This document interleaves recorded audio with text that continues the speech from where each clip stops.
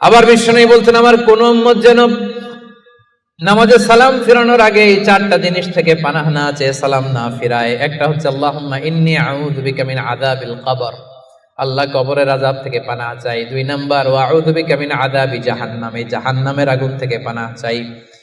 ওয়া আউযু বিকা মিন ফিতনাতিল মাহইয়া ওয়াল মামাত, জীবন মৃত্যুর ফিতনা থেকে পানাহ চাই। ওয়া আউযু বিকা মিন ফিতনাতিল মাসীহিদ দাজ্জাল, দাজ্জালের ফিতনা থেকে আল্লাহ তুমি আমাদের বাঁচাও, পড়েন আমিন।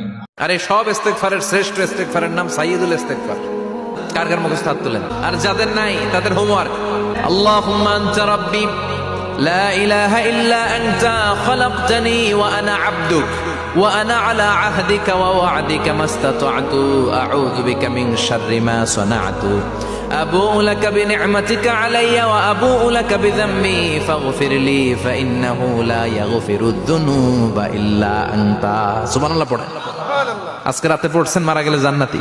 রাসূল সাল্লাল্লাহু আলাইহি ওয়াসাল্লাম বলেছেন, যখন ঘুমোতে যাবা এই দোয়াটা পড়বা। দোয়াটা দেখেন কত চমৎকার, কিভাবে নিজেকে আল্লাহর কাছে সমর্পণ করবেন, সঁপে দিবেন। দেখেন রাসূল বলেন, তুমি এটা পড়বা, আল্লাহুম্মা ইন্নী আসলামতু ওয়াজহি ইলাইক, আল্লাহ আমি আমার সত্তাকে আপনার দিকে সমর্পিত করলাম।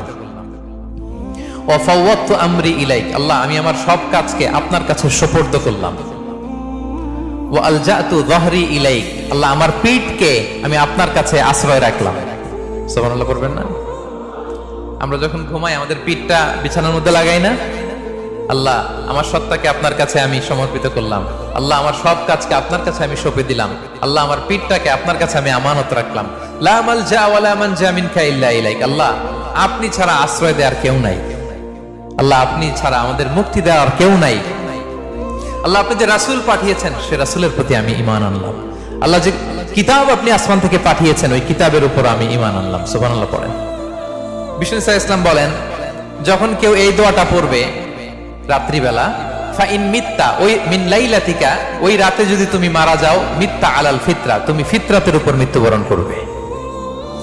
ওয়া ইন আসবাহতা আসবাহতা ওয়া ক্বাদ আসাবতা খাইরান কাসীরা, আর যদি রাতে মৃত্যু না হয় তুমি বেঁচে যাও, তাহলে ওই দিনে তুমি প্রভূত কল্যাণ লাভ করবে। সুবহানাল্লাহ। তাহলে বলেন এই দোয়াটা পড়ার দরকার আছে না নাই? এই দোয়াটা যদি কেউ পড়ে সে মারা গেলে ওই রাতে ফিতরাতের উপর মারা যাবে। ফিতরাতের প্রথম অর্থ কি বলছিলাম? সবাই বলতে হবে, কি বলছিলাম? তাহলে এই দোয়া পরে রাতে মারা গেলে সে মুসলিম হয়ে মারা যাবে, ঠিক কিনা? সূর্যটা মাথার কাছে চলে আসবে ভাই সেদিন। সূর্যের প্রচন্ড তাপে মাথার মগজগুলো ভাতের মাড়ের মতো গলে গলে নাকের ছিদ্র আর কানের ছিদ্র দিয়ে বেয়ে বেয়ে পড়বে। জিহ্বাটা তৃষ্ণায় বেরোতে বেরোতে নাভি পর্যন্ত এসে ঝুলে থাকবে কুকুরের মতো।